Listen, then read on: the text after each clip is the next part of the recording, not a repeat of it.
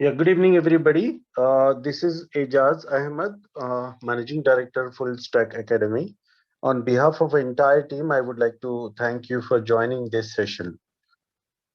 Today, as announced, we will have a demonstration session, interactive session on the subject data science. So, those who are new to this academy, we would like to give some brief about this academy.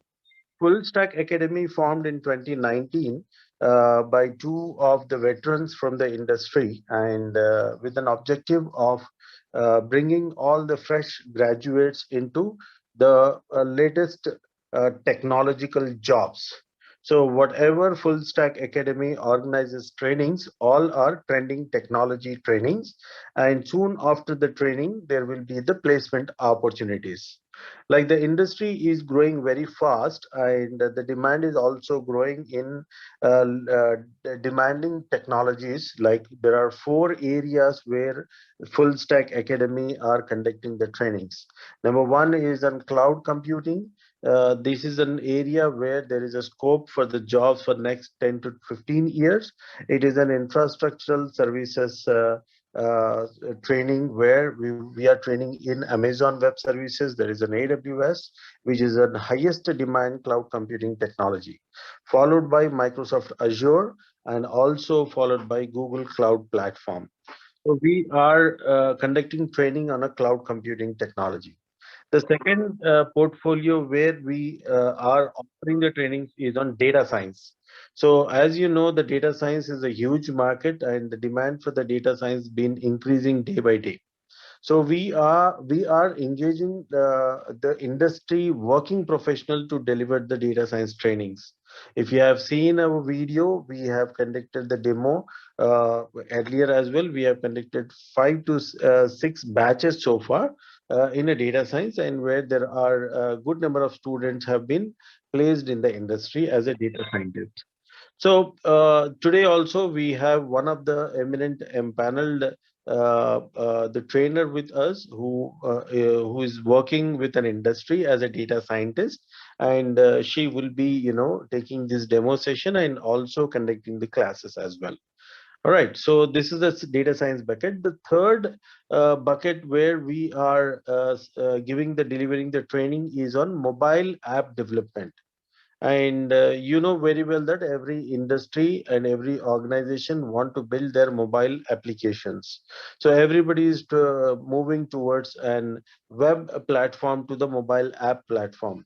So in this area, we are also doing very good trainings. We have organized a training called React Native Technology, which is a hybrid platform from Facebook and which will be helpful to create an applications both in Android and iOS. So this is a very niche market, and there are a lot of job openings on the React Native technology. And easily, if you have a 2 years of experience, you might get an easy package of 12 lakhs to 15 lakhs per annum. So that's the third area. The fourth and most important area is a full stack development. That is, we call it as in programming. We always say that programmers are the heroes of the industry. Those who do the programming, those who complete the programs is a hero of the industry, and the remaining all others are the side heroes. So the programming, which is a MERN stack and a full stack development, which we are offering. So in couple of weeks, we will start the full stack development course as well. Again, I remind you, all the trainings are being conducted by the industry working professionals. So we don't hire a trainer as such. He is a trainer. We always see the people who are working in the industry and take out their time 1 hour, 1.5 hour daily basis, 5 days a week, and deliver the training on the technologies. So in that way, the attendees will not get an theoretical knowledge, will also get an hands-on experience and also live real-time examples. They can use it to study the subject. So we are very promisingly delivering the trainings on latest technologies by engaging industry experienced professionals. So that's it from my side. Now we would go ahead with the data science demo. And I would like to invite Miss Manasa, so that she can take to the journey of this demo. And please remember, it is very interactive session, and she is a very proficient in taking a live examples and solving the examples. And please be very open and ask the question. Raise your hand and ask the questions. If you have a question in between while she's explaining, please raise the hand so that she can identify. And once she completes the topic, she gives you an opportunity to ask you the questions. And at the end of the session, there will be a question answer session as well. And as at the end of this demo session, if you wanted to enroll to the batch, we are starting the batch from Monday onwards, and there will be Python classes will start on a Monday, and same timings, 4:30 to 5:30 on a daily basis. And it will be like 20-25 days where you learn the Python, and after that you learn statistics, and after that followed by a machine learning and a real-time demo, real-time experience you can do with the data science. That's how this structure. The fees of this course is 40,000 rupees, and you can pay in a 2 installments, 50% each. Now, first installment at the beginning, and after a month, second installment. So that's about the fee structures as well. All right. So if you have any batch of 5 students together, then we can consider for any of the corporate discounts. So you please ping me separately so that we can discuss about the discount pipe as well. All right. So thank you very much. I'm Ijaz Ahmed, Managing Director, Full Stack Academy, signing off now and giving hand over to Manasa now. Manasa, over to you. Thank you. Good evening, everyone. I hope I am audible. So I also hope that everyone of you present here and all your families are safe and doing good. Please, on this view of this pandemic, please take care of yourselves, of your health, your family as well. And we all stay united to work out this pandemic better. Also get vaccinated. This is not something which the government says, or I'm saying anything on behalf. This is on a basic humanity grounds. Please be very careful. The outside world is very horrible. So please take care of yourselves as well as your families and friends. So I am Lakshmi Manasa, the trainer for the machine learning course which Ahmed sir is talking about. So let me just share my screen and give you the formal presentations. This will be completely interactive. There is nothing called there is nothing called I'll talk and you people will just listen. Please raise out your doubts when and where you were facing issues. You can directly unmute yourself and ask. We'll go one by one. Okay. So let me start with the complete introduction. We are just having a view of what is data science and what is data science doing to the industry now. This data science is named as the sexiest job for 21st century, and it is not only named, it is also proved, because during this pandemic you might have seen many of the people have lost their jobs, but the beauty of data science is new jobs have been created in the field of data science with this pandemic being challenges. Okay, because of these new challenges, there are new jobs that are being created, because every time wherever you go, in this challenge also, in this pandemic also, there is being data that is being generated, and there are so many insights that is helping the people out. Okay, so this is the most beauty of data science. Whenever you find challenges, it has more thing to do with it. Okay, this is about me, a basic introduction about me. I have been working as data science for three and a half years now. I have my PG in machine learning and artificial intelligence from NIT Warangal and my BTech from Andhra University. So there's some couple of projects which I have worked on. I'll just give a brief about them. And everything is basically my client is basically citizens of the city or the project which I work on. So completely it is to the citizens of the city or the municipal offices which are there. So first one is social media analytics, which is which is playing very important role for crime department to investigate the rumors that are being spread out. As all of us know, now we are having more number of social media like awareness on social media is happening, right? So how much ever awareness is happening, the same amount of rumors are being created on social media. So, and social media has become one of the platform for investigations as well, right? So if there is any accident, for example, if there is any accident that has happened and that is tagged in any of the social media platform, that will become your base evidence, and that to find out then the number of retweets and posts that are happening is difficult. So we do some basic analytics on social media and find out the root, the first incident or the first tweet that has happened, and how many people are retweeting it, how many people are spreading it, what is its impact and all, helping the police department as well as the CBI for investigations. Okay. The second one is face comparison and recognition. Like, for example, I just give you a basic example. Like, many of us have Google Photos, right? And the Google Photos or Facebooks, when we post a photo on Facebook, it tells us that, okay, you forgot to tag this person. It also tells which person it is, right? How does Facebook know that one of your friend, like, it has millions of customers, millions of subscribers to it, and how does it know a person that you forgot to tag also, and it's showing that it is this person.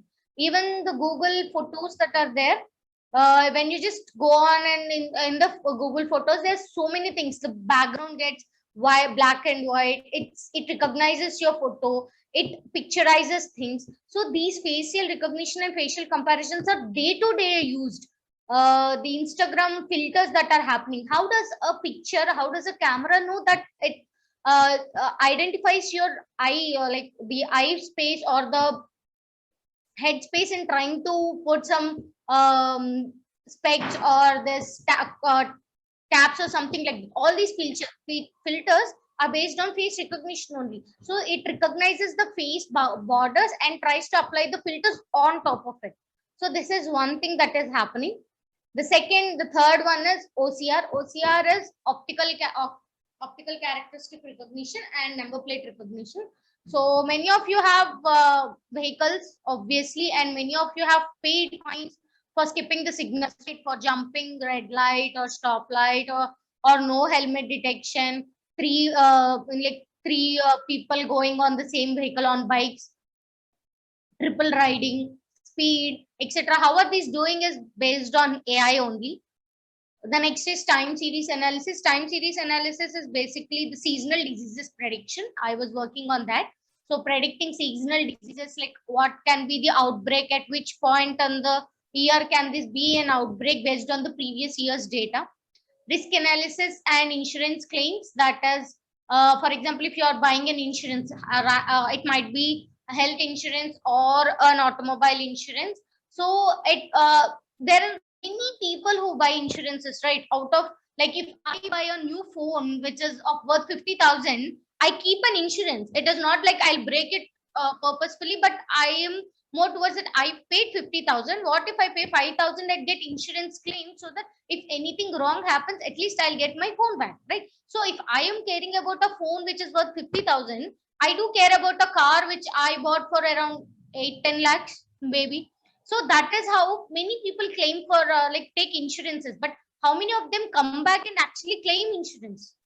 That is very negligible. But still, there are some cases, like some mobile phones, some models of cars have frequent customers claiming for insurance. So in that case, the insurance people or the insurance firms that are giving insurance, that are offering insurances to the customers, will be more careful, right? So some insights and predictions that, okay, this customer might bring your might come back to claim his insurance and etc. That is risk analysis and insurance claim. The last one is, this is not the complete thing which I have worked on, but the major things which I have worked on. So the last one is prediction of cab bookings, wherein this Ola, Uber, or the other Rapido, these have become more frequently used in nowadays, right? If I go back somewhere around in the year 2015 or 16, I might not use Ola and Uber that much, but now it has become a part of our daily lives, right? So this is like you are given a particular day, a particular time, a particular location, and you try to predict how many cab bookings are there. How do you know the person is sometimes you get this surge rates, right? Because the demand is high and the number of cabs are less. So this is where you cause that surge rate. Okay. So that is also predicted through data science itself. Okay. I'll just stop here. Do you guys have any doubts? It is not exaggeration. These are things which I have worked on only, and there are many other small things as well. But these are majorly different projects which I worked on, various projects. Okay, real time, obviously. So, any doubts till now? Do I need to repeat any particular project which might give you more detailed understanding on that? You can please let me know. I'll wait for a minute.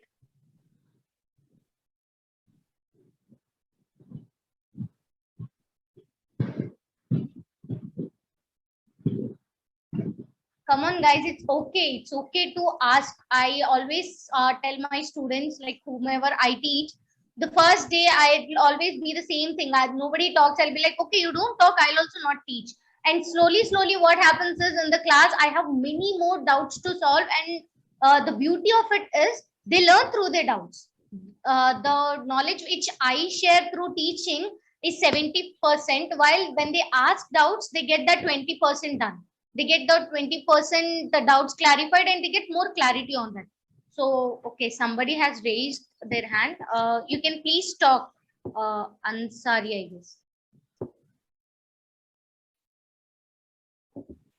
Can you unmute yourself and talk?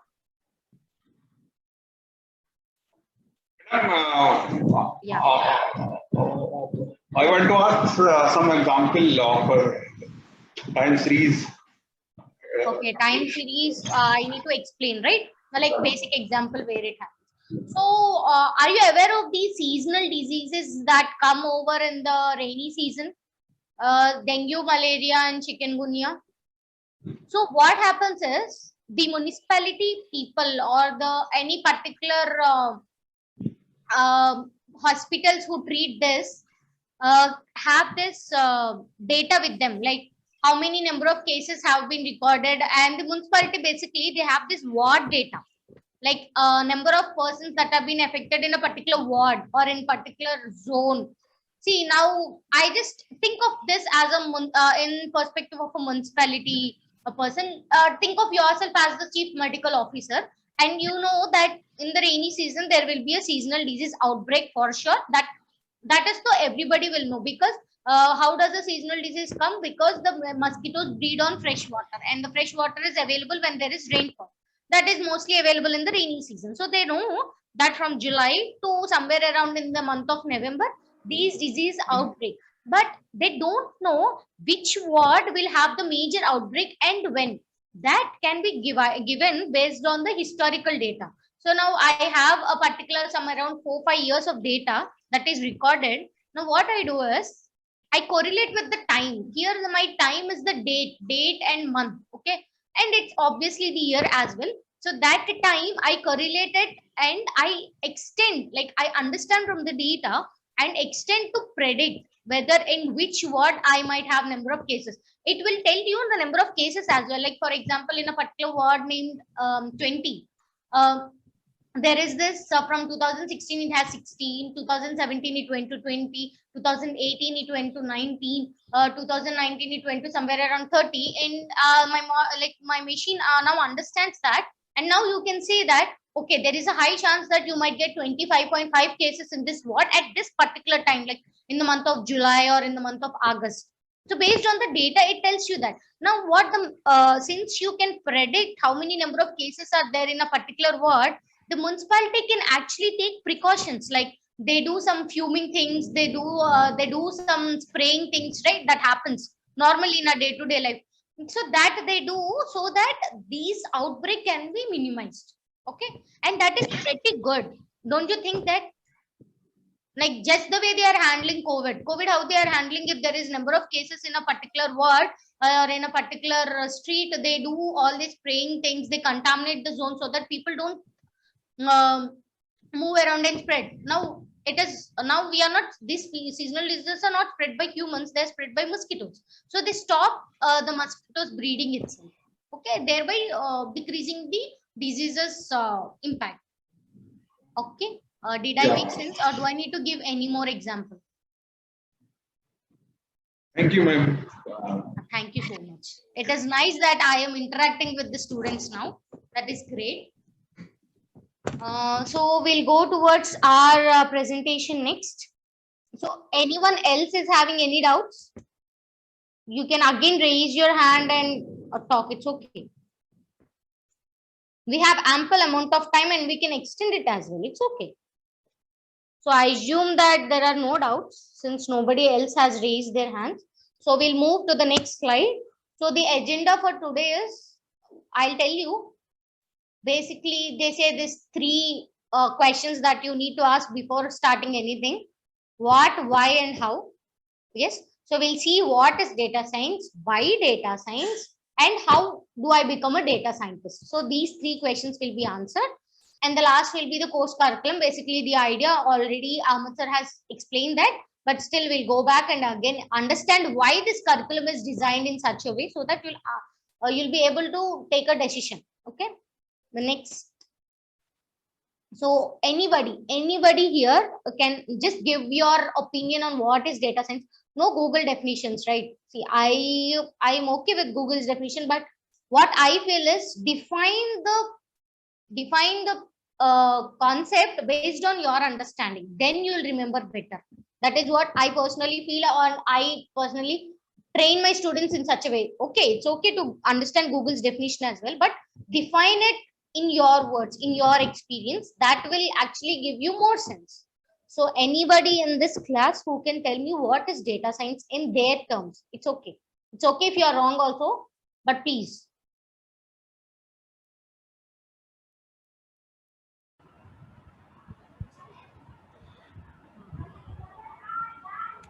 Come on. It is a collection of technologies where it resides under the data science. It is kind of an umbrella where various types of technologies getting it, meeting into it. Good. Good. Seriously, this is a great perspective. Good. Thank you so much for answering. Anyone else?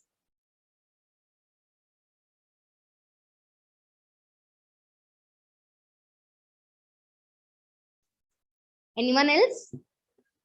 Okay, then we'll move forward. Thank you for answering. So you're correct in a way. It is an umbrella which brings many technologies. Basically, it is a fusion of statistics, programming, and domain knowledge. It is a fusion of statistics, programming, and domain knowledge. So you have many technologies involved in it to get like insight out of it. So basically, in my terms, data science is an area which manipulates the data. It manages. Manipulation is not changing the data. It is understanding or transforming the data which makes sense. Okay, and interprets insights or meaningful decisions out of the data. See, now as we were discussing the seasonal diseases outbreak previously, there is so much data available with us. But do you think that will make sense unless and until you bring that insight out of it? So there was this huge amount of data, but nobody could understand it, right? If, for example, if you have 10 rows of data, you can see and understand it. Just like an Excel data, you have 10 rows. Okay, you can understand. If it is 100, okay, you apply some filters, try to define it, what can be done. So what if you have 10,000 or millions and millions of data? You can't understand that, right? So the machine and data science will help us to extract meaningful insights from the data. Okay, so as I said, it is a field of study which is a fusion of basically domain knowledge, programming skills, and statistics to extract this insight from the data. So one live example is this recommendation systems that are happening, like okay, most of us use e-commerce websites: Amazon, Flipkart, Myntra. So sorry if I miss out any of your favorite e-commerce, but these three only comes in my mind because I use them very frequently. So for example, if I buy a keyboard, it suggests me a mouse. It suggests me a cover for my keyboard. Also, it says people frequently bought. Like, why do Amazon think that I give suggestions so that it increases your interaction? It is basically the customer and the owner's interaction that happens. Previously, what used to happen is we used to go to a particular shop. They used to do all these marketing systems, like marketing things. For example, if I'm trying to buy a phone, they give me the phone case, or they offer me the tempered glass, etc., etc. The same thing, they are doing it automatically, right? They're doing it automatically through the system. So that is the beauty of data science. They have huge amounts of data wherein people bought phones and they searched for this particular, and you know what, if I buy a particular phone, it provides me the phone case of that phone model only. It doesn't provide the phone case of different other models also, because I am not interested with that. So how does it know? It knows based on the millions of data that it has already recorded. Okay, so that is the beauty of data science here. And you know what? I'm not taking any examples which you are not aware. Everything you're basically seeing it in your day-to-day life. And data science is a part of your life. So you're all data scientists basically without your knowledge. That's it. So why data science is an important question? Because maybe somewhere around a decade back, some 10 years back, or basically we can say a century back, because we are in the 21st century now. There is nowhere, there are some experiments happening in the field of AI and data science, but no visual or this kind of real-time experience that happened, because we are not able to store data efficiently. Data is being generated, but storing the data is always a challenge for us. I still remember using a hard disk, CDs for having my files copied. Okay, now everything is available in the cloud, right? How many of you remember your photo albums, your small, when you were kids, photo albums? Nowadays, kids of this generation have a Google Cloud for them to store all their pictures. We used to rarely take pictures now, and these nowadays the pictures are being stored very randomly, and the AI is helping them collage them also. Now there is a spotlight that is introduced recently, wherein it collects all the pictures of a person from somewhere. If you are using Google from 2012, it identifies a person in 2012, 13, 14, 15, and it suggests your transformation, like how you changed over an year, over the past few years. So data science came into existence when we were able to handle data perfectly or efficiently. So based on this, lots of data is being generated, recorded basically. Previously also data used to get generated. Now because of this advancements in technologies, data is being generated, stored, computed, accessed, whatnot, everything. Now some 64 GB or 1 TB hard disk comes in a fist size or a hand size. Previously, we used to store it in big containers, right?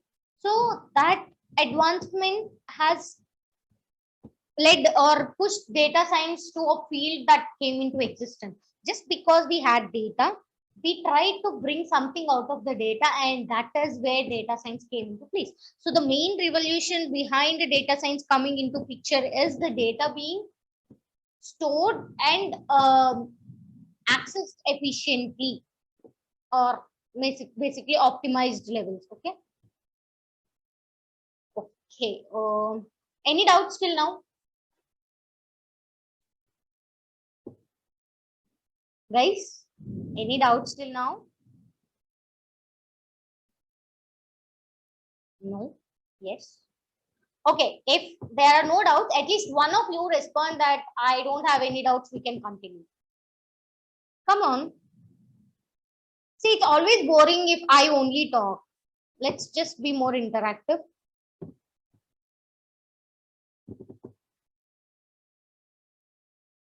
Okay, then let's go forward. So we'll see, since I said why data science, we'll see some sectors in the industry wherein data science, they are using data science. Okay, some of the use cases, these are all real time. I just people generally think there is a very a general notion or towards data science that it is only for the technology. No, it is not only for BTech students. That is basically which I wanted to specify more clearly. I have a colleague of mine who is into data science and he has done BCom, I guess. Yes, he's from a degree background. I have a friend of mine who is into data science who has done BTech from civil. Okay, there is nothing called this is only for CSE or this is only for EC. Any person who knows basic 12th standard maths or 10th standard maths can become a data scientist, and if he wishes to or if he shows his interest towards it. That is the beauty. It is a very diversified subject. Okay, so this is banking. The first one is banking.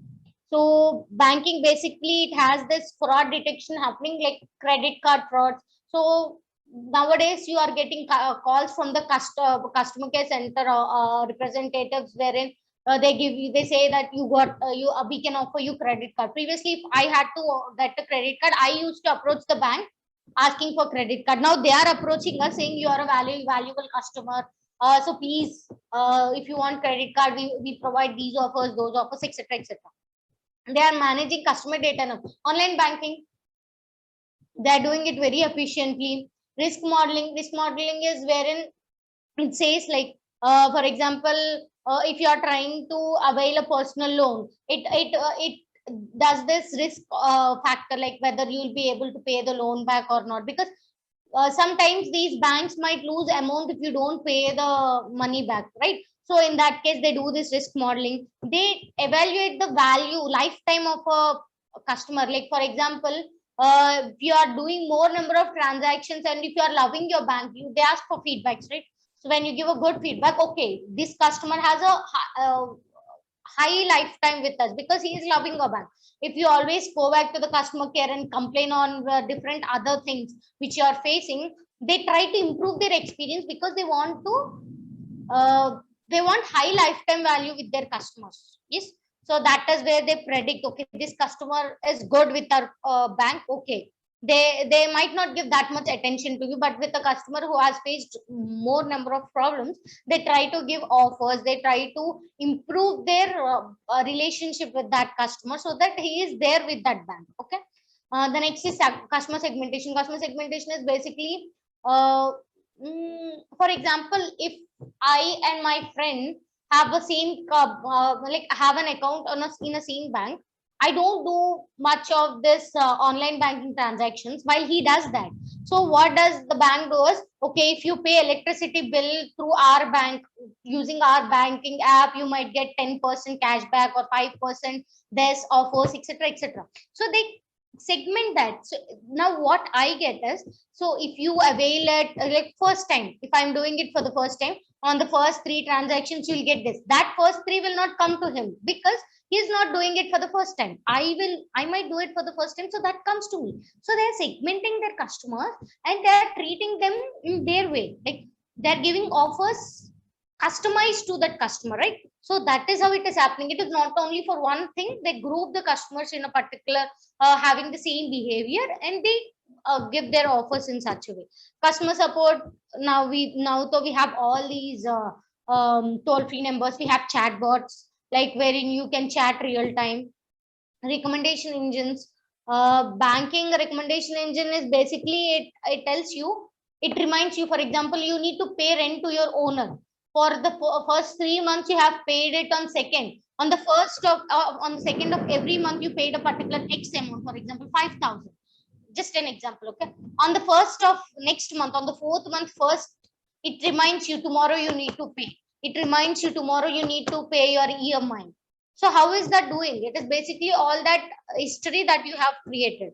And obviously real time and predictive analysis, wherein it predicts its turnovers, not only based on the customers, it does based on the banking operations as well. It predicts its turnovers, it predicts how much amount we might how much revenue we might generate, etc., etc. Any doubts? Okay, let's just go through all the real-time cases because there are many things that are repeated, and maybe after that we will stop for doubts. The next is retail. Retailing is all these I mean, like supermarket things that are happening. Most of them are common, like this recommendation engines and all. The churn analytics is basically the survival analytics, how many times the customer revisits again, purchase likelihood, so that it tries to know. So for example, in the month of winter, people try to buy Vaseline more, right? Because the skin gets dry. In summer, people try to buy sunscreens more. This is a basic things which we know from our thing, but there are some things which are hidden. So those things can be retrieved from the data, and they can do the purchase likelihood as well. Okay, they might bring this, they might buy that. So this is all upselling and cross selling, like the discounts, combos, etc. Pricing analytics, wherein they decrease the price of a particular thing. Like for example, in the summer, they decrease the price of sunscreen lotion so that that goes high. They do all these customer and segmentations. Like for example, if in a particular store, like for example, okay, let me take Big Bazaar as my example. For example, Big Bazaar has 2-3 stores nearby. So what happens is, if one store is having more number of turnover while the other doesn't have, they try to keep offers for that.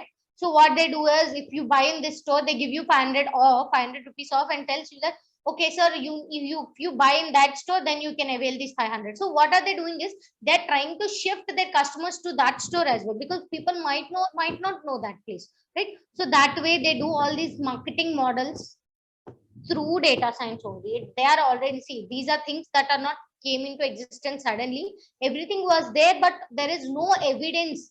Everything comes through experience. Like marketing is basically experience. You learn through experience, right? So now what is happening is, a person who doesn't have experience also, when they have historic data, they can take this data driven decisions. Okay, so demand forecasting, customer analytics are some of the examples in retail market. E-commerce, this is a market where every customer, every person in this whole world can see the beauty of data science that is happening. Facebook, when I started to log in, that was a basic web page. Now everything has changed. Instagram is one good example of data science. Like for example, a couple of years back, not much ahead, at least 2-3 years back, nobody has Instagram. Now everybody is using Instagram. So the main concept or core crux behind Instagram was understanding its customers and trying to give customizable search. There is the search option in Instagram. Generally people go there and do not search. They have some list of items that comes up based on the posts and videos that they have liked. So that is where this customer engagement as the main concept for Instagram. And the same goes with Amazon or Flipkart, many things. Like the Amazon started with basically, I guess, appliances, I guess. So now they are into this healthcare, like medicines, whatnot. This, what do I say, groceries as well, pantry. So they're improving their business based on the other feedbacks that they come. Previously, Amazon doesn't have many things. Like, for example, I searched for a particular thing which Amazon doesn't have. Now, what it does is, if there are many people that are searching for this product, it tries to incorporate that product in its products list. So that is how Amazon grew. And the most exciting part is Spotify's music recommendation. Like everything is okay, but recommending music is something different. Like you do it genre based, taste based, mood based. So it asks you which mood you are currently in. If I say low, it gives some motivational podcast comes up, etc., etc. Right. So these are something that is more exciting. The next is healthcare. Healthcare is one thing which we will relate for the past 1.5 years, I guess, mostly because of this pandemic. So telemedication, prediction of mass outbreaks which are happening. So the things like nowadays we are seeing in news and newspapers like the COVID second wave might outbreak in mid of May. How do they know that? Based on the data only. So that is where you predict things. Telemedication is online consultation of doctors and all. Real-time health monitoring. You know what? One thing which I wanted to mention, vaccinations that are happening, actually, they had a particular model. Okay. They had a particular data science technique that is used to vaccinate people accordingly. Now, they designed it in such a way that, okay, first this people in this particular ward are to be vaccinated, and so on and so forth. So that this is one thing that is mostly in the real time side of data science. Manufacturing industry, wherein you have a machine or you're trying to manufacture a product. So this has this anomaly detection. Anomaly detection is basically, for example, if you're trying to manufacture this wrapping biscuits. Okay, biscuits are wrapped in the wrappers, right? Sometimes there are this fault things happening, so they might not wrap it correctly. So that is an anomaly, right? That cannot be sold, because if the packing is not correct, nobody tries to buy that. They say this is faulty, right? So that can be identified through cameras. Okay, video analytics, that can be done. Preventive maintenance, so they can, nowadays the ACs that are coming up, they are having this maintenance thing. They have a sensor. Now it checks the health of the AC, and it notifies you when it needs service. So that is preventive or predictive maintenance. The same thing, customer customizations, demand forecasting, etc., etc. So this is somewhere in manufacturing. Manufacturing is mainly having this maintenance and predictive maintenance that is happening, anomaly detection, and purchase order automation. They are trying to automate some things, like when there is an order, if for example, if you are trying to order a particular 50 biscuit to a particular store every month, so it tries to automate that. So in same way, same things that are having its influence on different other industries. Okay, the next is finance. Finance is basically mostly towards this prediction of number of outcomes. It's analysis, like for example, if you have to get your turnover for a budget, you generally, what we do in the industry says we have a budget and we have the expenditure with us, right? So for example, if I am allocated with 100 rupees, how much, if I have spent 10 rupees, I have only left with 90 rupees. That is analytics or dashboards. Okay, that you, if I'm just saying it with rupees, you are able to understand that. But now I have many people spending it, and I need to have a particular thing wherein, okay, am I going along with the budget, or I am increasing my, I'm going outside the budget or something like that. Fraud detection, basically, if you are going towards a vendor, whether the vendor is correct or not. Risk analysis, whether I should invest my money in this business or not, etc., etc. Okay. So any doubts till now? We are done with this. Yes. I haven't touched any technology industry, because I know technology industry has data science with it, and everybody has this notion called it is only applied in technology industry. So I touched all other industries wherein you might not feel that data science is applicable, but data science has its hand in every industry. Name an industry, I will tell you a use case where data science can be used. Okay, it is used for earthquake predictions, what not everything. Okay, we might not know it, but there is this that like it has its hands in that. Okay, any doubts? I'll just wait for a minute, because we have come to the end of the session. There is nothing that is to be delivered again. So please, till now, if anyone has any doubts or anything which I need to repeat, you need to have more knowledge on this particular thing, I am very happy to repeat that again. So please come with your doubts. I'll wait for a minute. Is it we are going to do all these use cases of different sort of domains you said, like finance, manufacturing, and all? Any? I'll tell you one thing. See, in manufacturing or finance or banking or e-commerce, anything, prediction is one thing that is there. So we will be doing algorithms which are common in all of them. So basically, if you give finance data and try to predict a particular thing, that will come under finance. If you are trying to give machine data, machines health data, and we are trying to predict it for maintenance, the base thing, the back end is the same. The prediction algorithm will be the same. So we will try to cover all the algorithms that are being used in the industry, and the where you use that use case will become for that industry. Okay. And the data sets also you are going to share with us while doing Yeah, the practicals. we will. I'll tell you in the. I was supposed to tell you in that curriculum part. We will have our data sets, real time data sets only. There is nothing called I create a data set and we solve that. These are all real time data sets that are openly available for us to experiment on that. I will try to. There is nothing called you have one data set and you try to apply the same algorithms on the same data set. We will try to address different industries, their data, so that we'll be familiarized with that as well. And you will be having assignments for each module.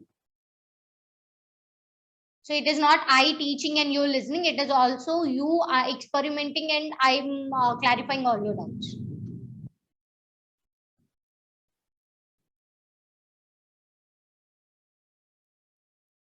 Great.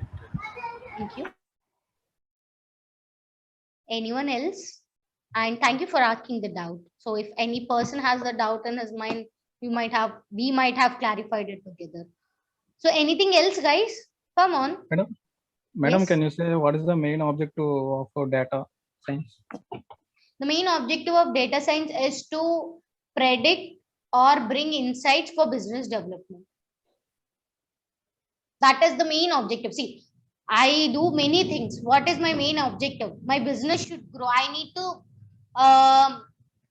to generate some amount or I need to improve my sales or turnovers by solving the problems of customers, right?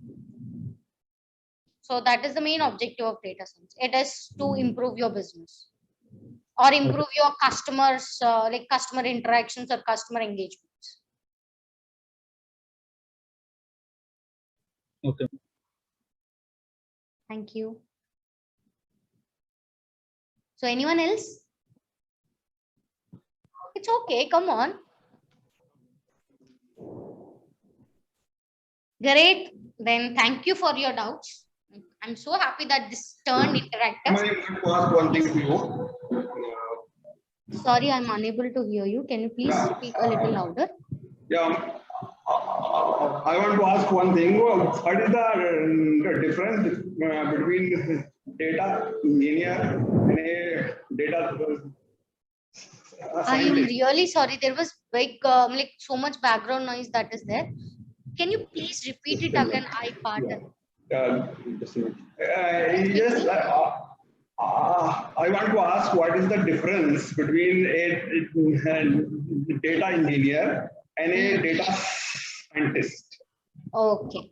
So a data engineer, basically the role of, data engineer, a data analyst, data scientist, machine learning engineer, all of them are some words that are tossed based on the company's requirement. Okay.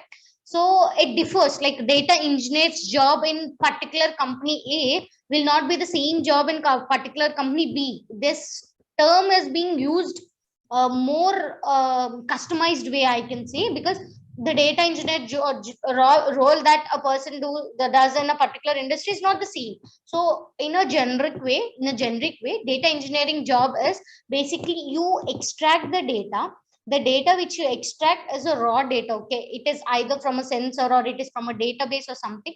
So this raw data will have so much noise in it. So we see some techniques wherein you do all this exploratory data analysis. You bring that to a particular format or a particular structure. Till here, it is a data engineering job. While if you go towards data scientist, you try to predict insights and outcomes out of it. Okay. So that is the difference between a data engineer and a data scientist, because maybe data engineer is a level 1 job while data scientist will be a level 2 job. Okay. Okay. So if you learn this course completely, you can apply for data engineer, data analyst, data scientist, ML engineer, AI engineer. Yes, maybe. And there are other terms as well, data visualization expert or something like that. Okay. Okay, ma'am. Thank you. Thank you. By learning this course, to which area we can be more focused and where we can put into our resume? Okay. Basically, Which area is, yeah, you mean which industry? No. Like AI, ML, or this thing where we get a lot of things to do, and where we can expose our knowledge to the company. Okay, good question. Basically, you can mark yourself in your resumes after completing this course. Any data science, like any industry, you can go towards your data scientist course. Provided you have your portfolio ready, you do much more projects. Okay, it is not completely based on the course itself. I give you the knowledge. I give you many sources where you can do multiple projects and build your portfolio.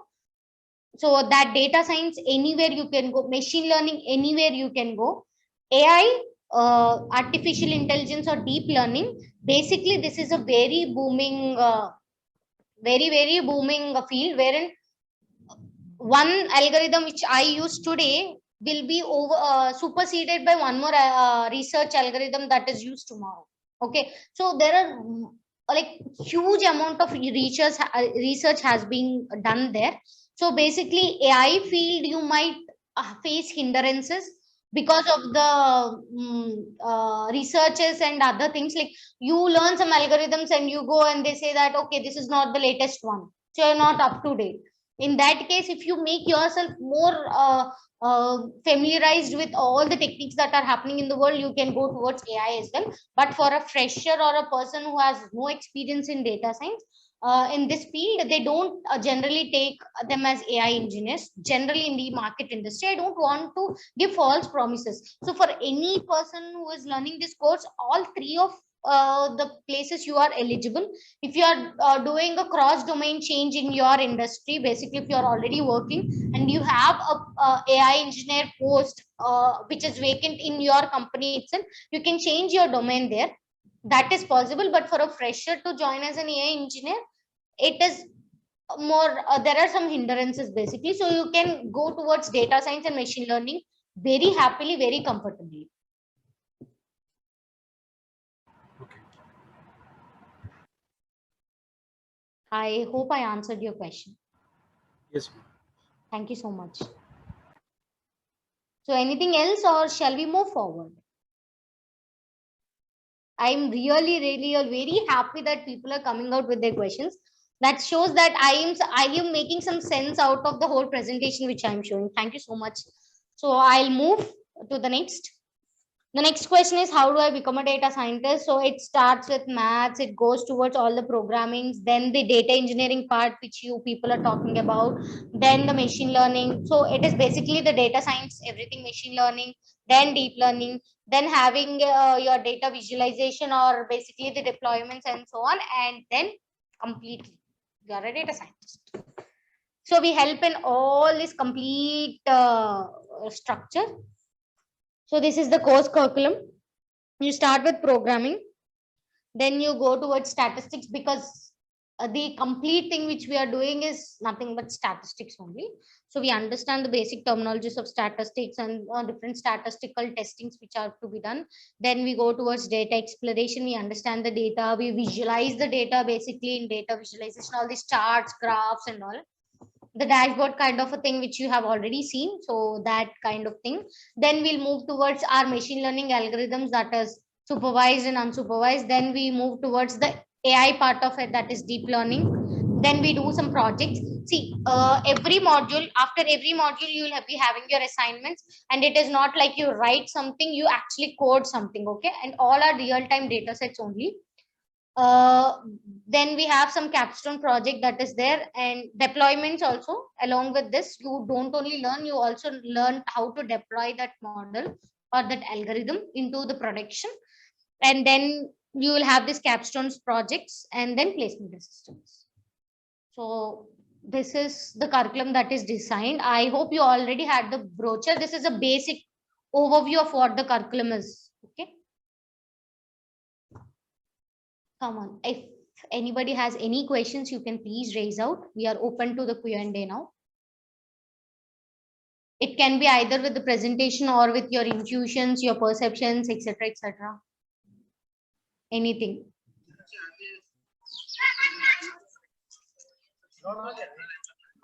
Good afternoon. So, can I know about main role of data scientist in SPSS modeler? Sorry, SP, SS SS. modular. So SPS is the statistical package of social sciences. So what Okay. will be the role of a data scientist in SPSS modular? Can you explain SPSS role in a brief manner so that I can suggest a role of data scientist basically? Sorry, I don't have an idea on SPSS. So Okay, okay. Okay. you can explain it in brief so that I can give you some instances where data science can help you guys. So SPSS is the statistical package for the social sciences, and Okay. it is used for analyzing the data like Excel.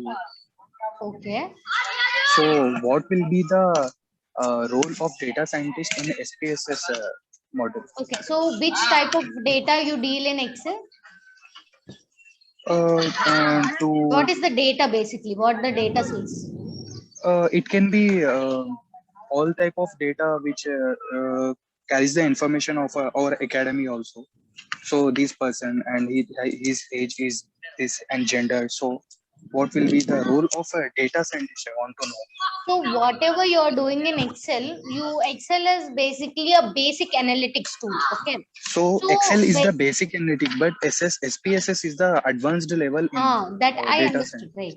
So what happens with SPSS or something is you try to analyze the data.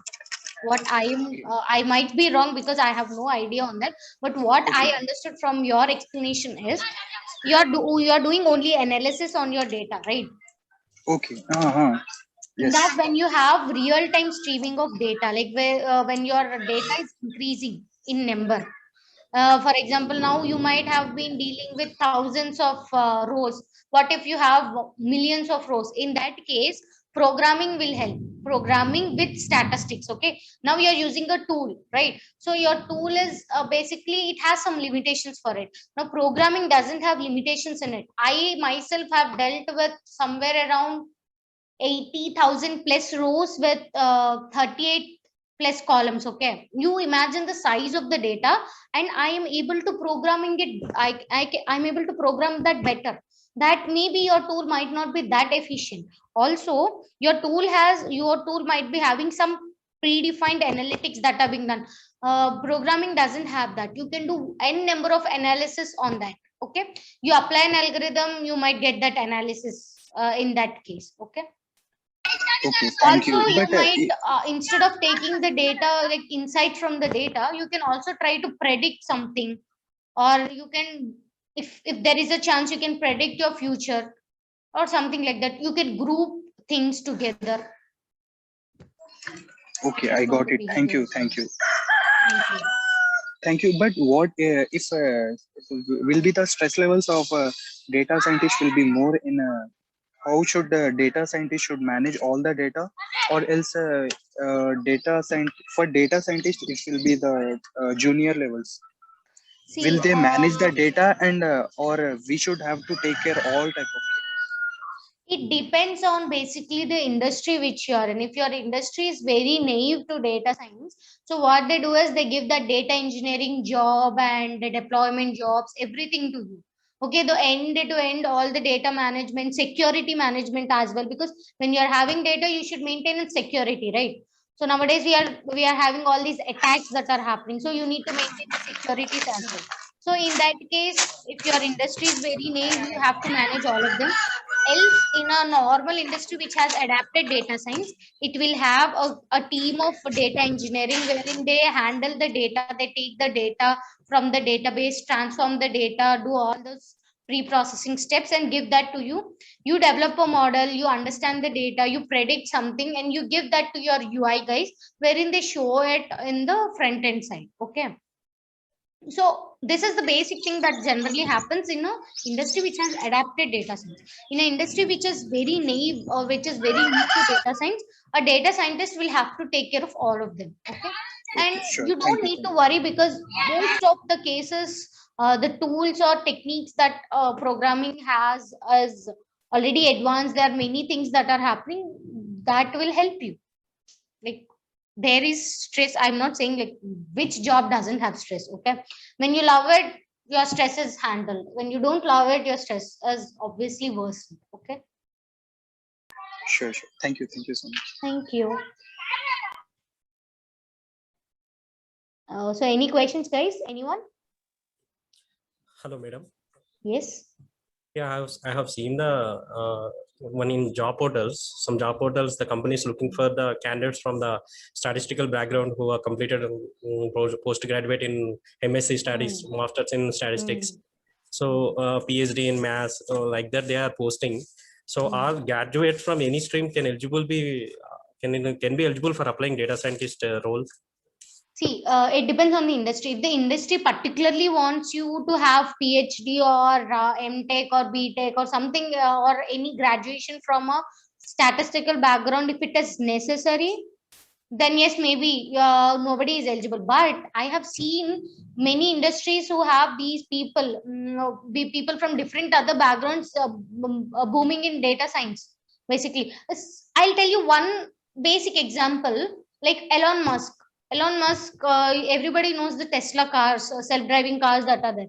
Do you think Elon Musk has statisticians with them? Or maybe he might have or he might not have. But the basic core team will be a mix of all the graduates, right? There is no particular team in data science where they'll have only in statistics. It should be a mix of that, because a statistics person might not know what is this SQL or something. If you know that, you will always be a better ahead of him. So they are, even I know because even I search for jobs, I post jobs, I take interviews, I know all of these things that are happening in the industry. But what I would try to convey is, there are many other industries who are hiring data scientists just based on their profile and their expertise in that domain, and who are not considering their background. Basically, there are people, there are people who want statistics as well, because it depends on the industry and their employees they have, right? So don't just go carried away by only some people's JD. You go on a general basis. Okay. For example, I'll tell you, like nowadays full stack is being booming, right? Like previously Ahmad sir is also explaining about the full stack development. Why do they go for full stack? Because they're not willing to pay three people doing three different tasks. If one person can do all the three tasks, they're more interested towards him, right? So in that case, they might not see background of it. I told you, right? There's a colleague of mine who has studied BTech in mechanical, civil, and they are data scientists now. Okay. So there is that bias that is happening. There is no bias also that is happening, right? You have your expertise with you, then you can go away, go and crack any interview that is there. Madam, thanks for clarification. Thank you.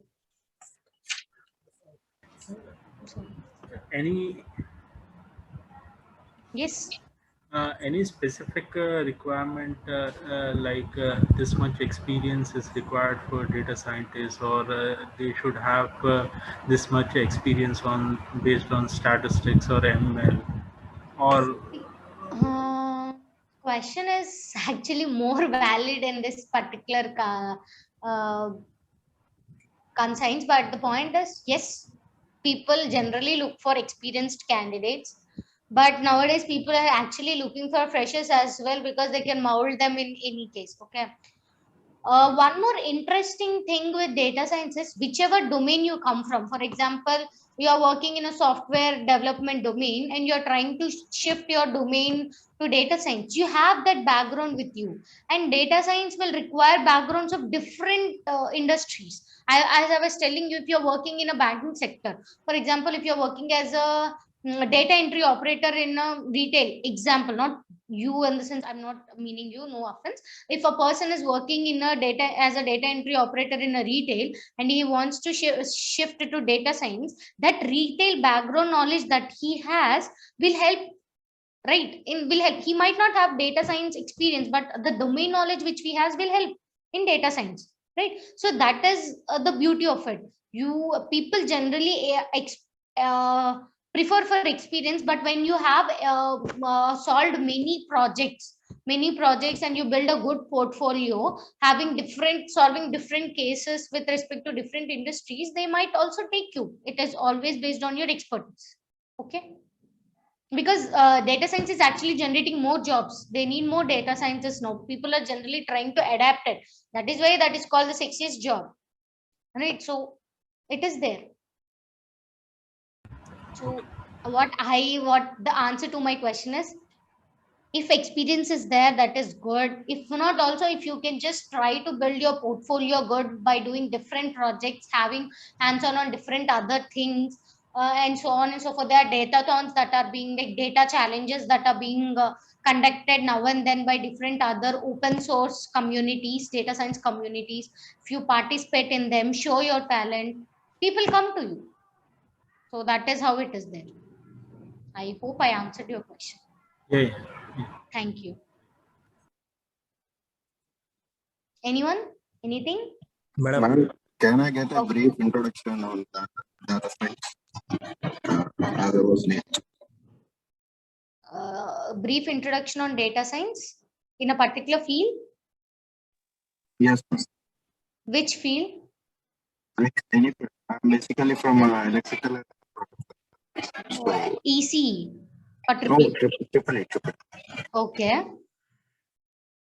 So you wanted data science in triple E background or any electrical background?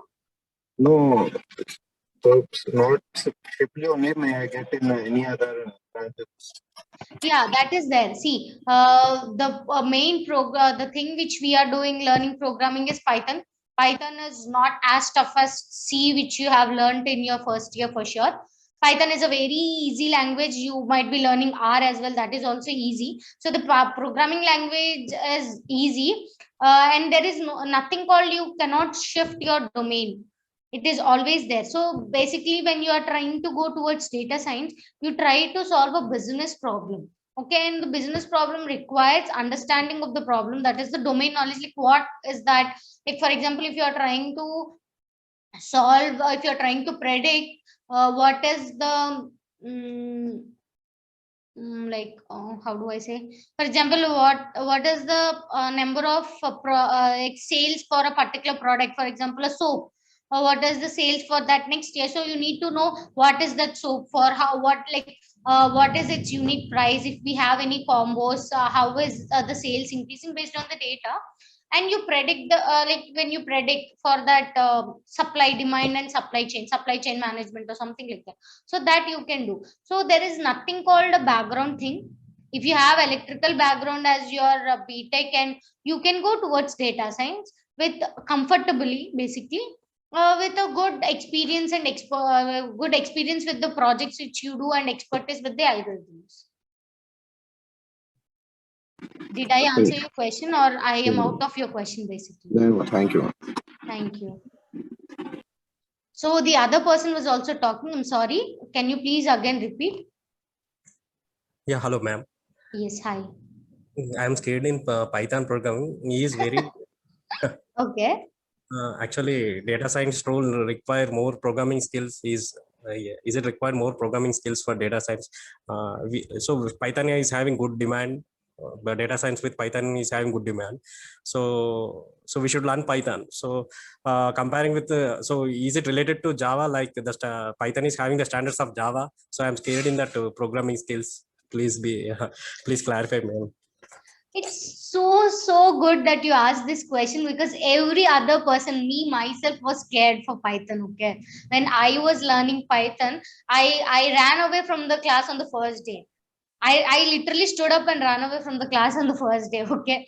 I was so scared. The person is going on talking about different applications of Python. And I'm like, I'm not fit for this. But now I am like, if anybody asks me which programming language you love the most, I say Python. Because Python comes very handy. It is basic English. I know I have learned Java, but I seriously don't remember. I seriously don't remember C. I don't remember Java. The only thing which I remember from C is # include stdio.h. The only line. Okay. I don't even remember anything, but still I am comfortable with Python. Yes, Java is tough, but what I feel is Python is relatively easier to Java. Okay, that I can put.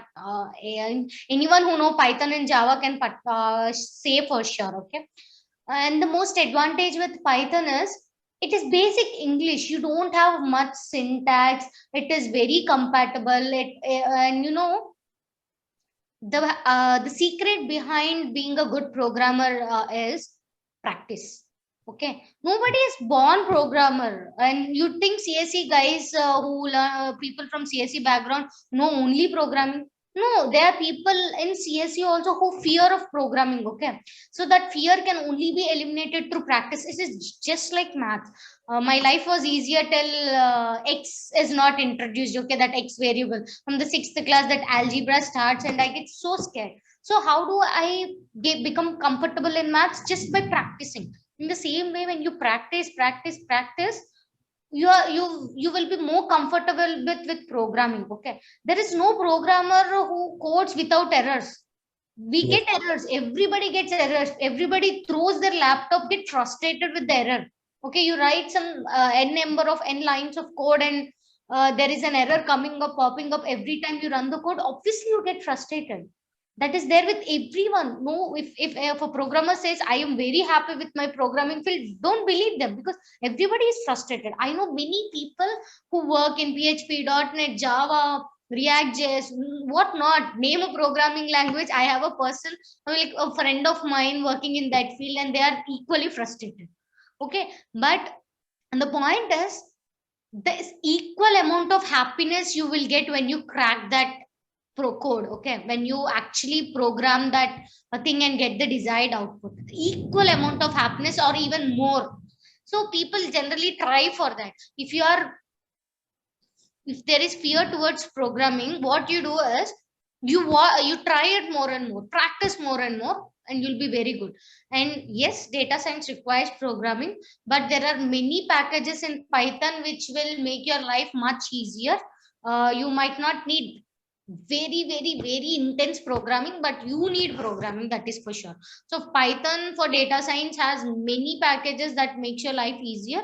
And yes, the coding is little easier, relatively easier, that I can promise you. If you are not familiarized with programming, we in Full Stack Academy make you familiarized, and we try to remove that fear and make you a good programmer. Yeah. Okay. Thanks, ma'am. Thank you very much. Thank you. Anything else, guys? Come on. Anyone has any questions?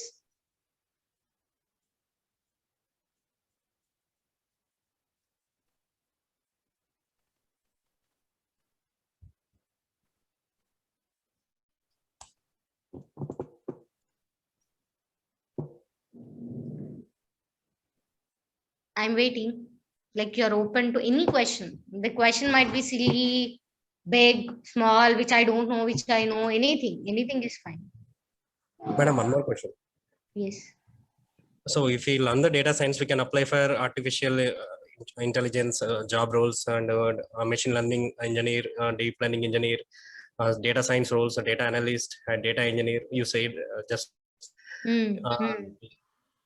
Yeah, for actually, if we want to do the role of a machine learning engineer, we need to learn the libraries. I just came from YouTube videos. So those are covered. Those are covered in the curriculum. All major algorithms are covered in the curriculum. So are those algorithms need specific, and we need to write the algorithms, or are those algorithms automated from the machine learning? Any to separate tools we need to learn just to generate the algorithms? So the algorithms are basically developed by statisticians, and the point is, the main concept behind programming is you try to write that algorithm in a program so that it can does that multiple times. Like, for example, if that algorithm, if I need to apply it for 10 rows, I'll apply it easily. So if I need to apply it on many rows, you need to program that, right, for that to get executed. So Python has all those packages. You can leverage that. Okay, ma'am. Thank you. Thank you.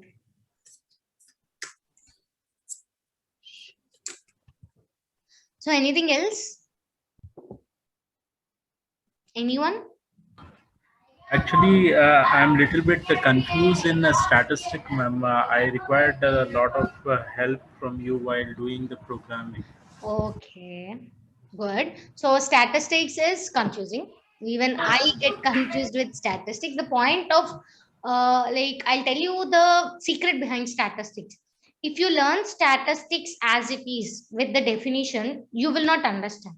If you relate it with a particular scenario and try to define it in that scenario, you'll understand it better. That is how I teach. I teach statistics. If I wanted to explain you mean, median, mode, I will not explain what is mean, what is median, what is mode. I'll take a data set. I'll tell you the essence behind why mean, why median, why mode, and then we'll relate it to that. So if I relate that to a particular instance, that is where you understand it better. When you understand it, there will be no confusion. If you learn it by definition, there will be a confusion because most of the terms are like uh, most of the terms have the same definition, like not particularly in the same. You tend to get confused between 2 3 terms. The the main drawback with data science is having many terms, many much more terminologies. Okay, and what happens is at the end of the course you learn many terminologies that you forget the first things, that is the statistic things. So that is where people tend, like, now if I am an interviewer and I'm asking a question, I don't expect a Google definition. I expect the understanding of that term which you have, right? So that is the essence which I capture it. Basically I relate it to a particular thing and I'll try to explain it in that way, and mostly you will not find any issues. If not, we'll figure it out how we can handle that. Okay, and obviously I'll be helping you guys. That is my promise.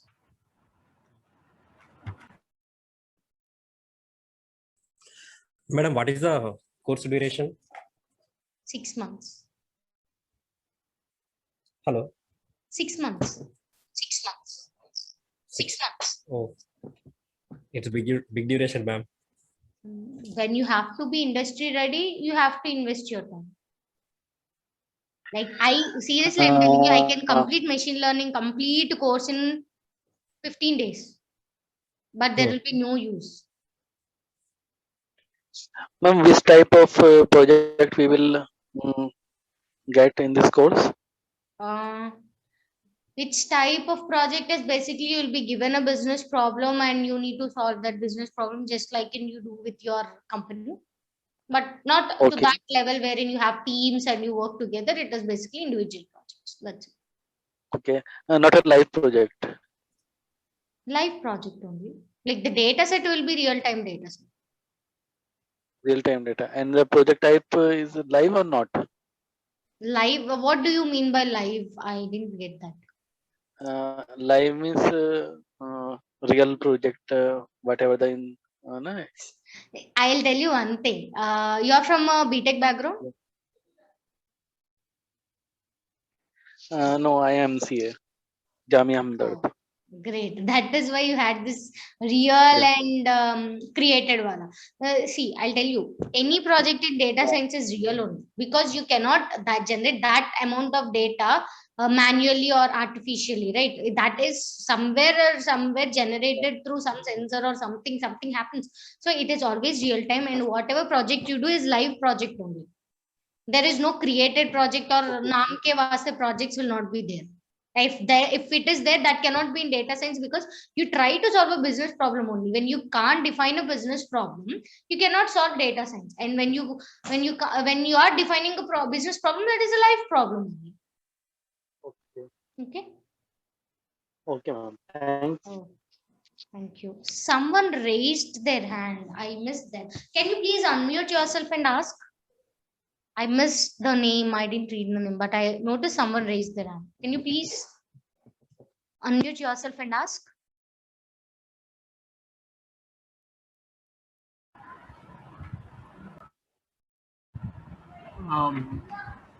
Remember, what are all the projects we are going to do in the course, which highlights the resume among the company? Where Some things might be like we'll start slow basically. So for understanding the statistical part. Yeah. Sorry. For understanding the statistical part, we'll do this supermarket data. We'll understand or we'll apply all the statistical testings on that data. That is one data, one module completely. For the second module, we will be working, I'll be teaching on Titanic dataset and Iris dataset basically. After that, you will be working on wine quality and prediction of houses, like house price and all.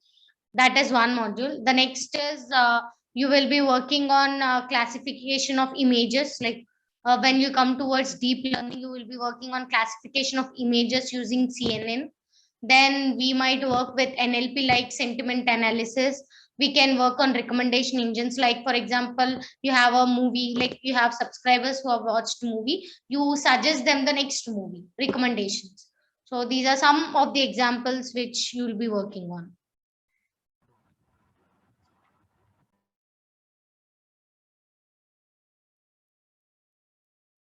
You'll be working on malls data as well, wherein you cluster or categorize your customers into groups. Okay, you cluster them into groups for some promotions or combo sales, etc.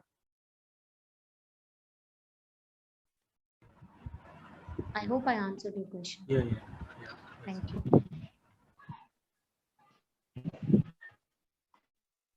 Ma'am. Yes.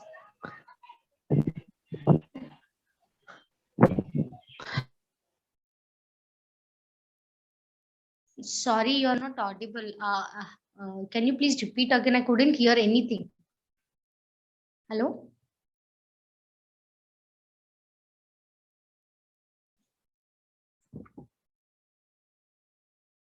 Hello?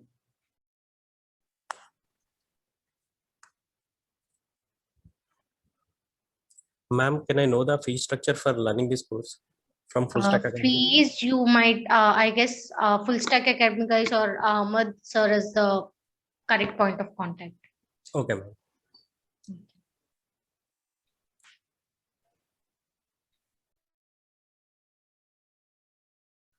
So I guess that's it.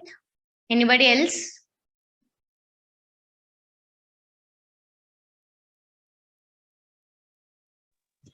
Hello. Yes.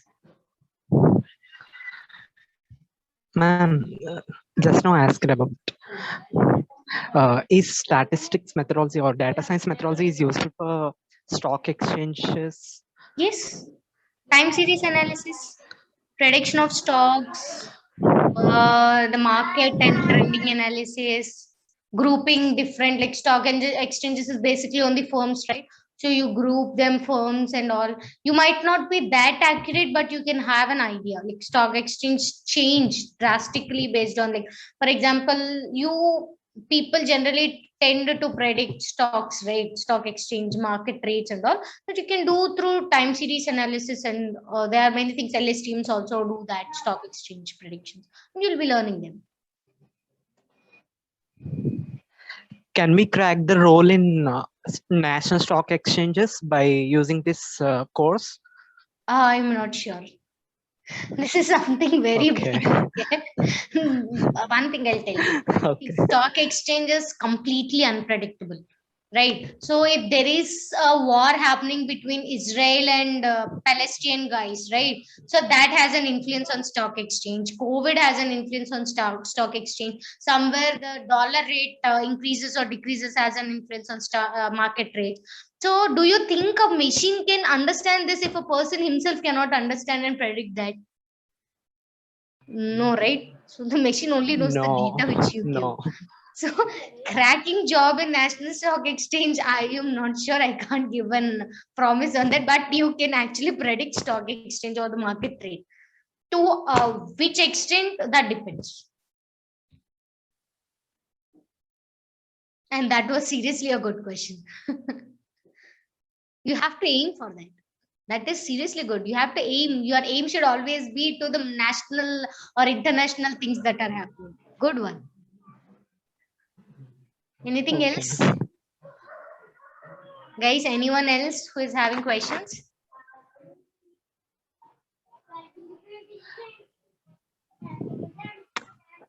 Ma'am, actually we have learned about artificial intelligence, some part of subject in our BTech ma'am, BTech semesters. In that, we have learned about portfolio making and future forecasting, somewhat.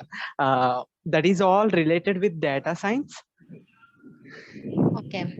AI is data science is a part of AI. Data science is not a part of AI. Okay. We'll discuss when we go into the course, like what is AI, what is deep learning, what is machine learning, what is data science. So they are all like, there's a complete fusion of it. All of them are overlapped and not overlapped as well. Right. So one is a superset of something, one is a subset of something. Yes.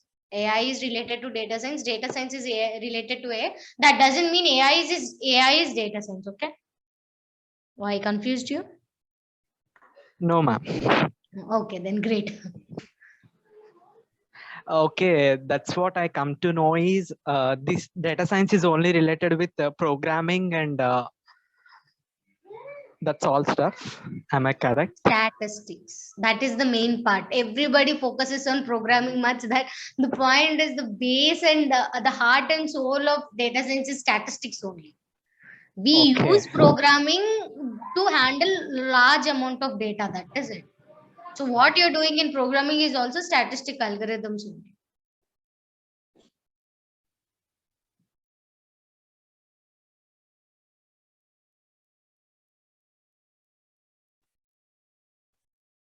Anything else?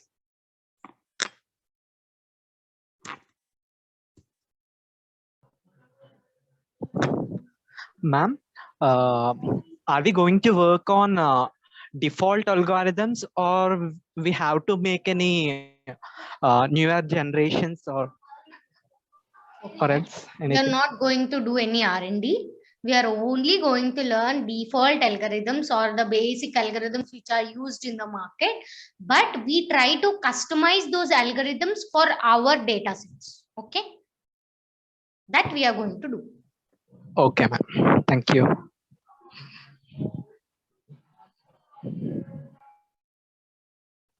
Okay, anyone else who is willing to ask questions? Because we have only 3 minutes left in the scheduled time and I have been talking since 1.5 hours continuously. So anything else? Do I have Full Stack Academy guys or Ahmed sir over here who can conclude? No, I guess. So I am the person who will be concluding it. So I hope I have answered all your questions. I hope I have, if not made a complete picture, at least sow a small seed in your big career for data science. I will be more excited to teach you guys than you will be excited because I love teaching a lot. I do it out of my passion. So we will do it together. There is no point in a time wherein you don't understand it and I will be jumping towards the other topics. We will learn it together. It'll always be fun in the class. No boring sessions.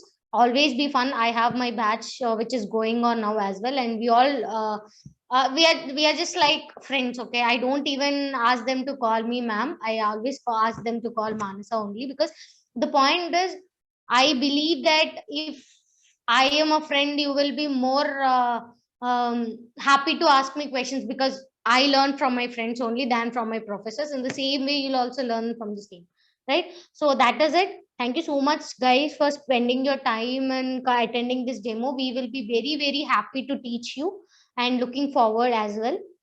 With this note, I would like to conclude this session. Please, as communicated earlier, please stay home, please stay safe, please take care of your families, your friends, your near and dear ones, and always be healthy and happy. Thank you. Thank you, ma'am.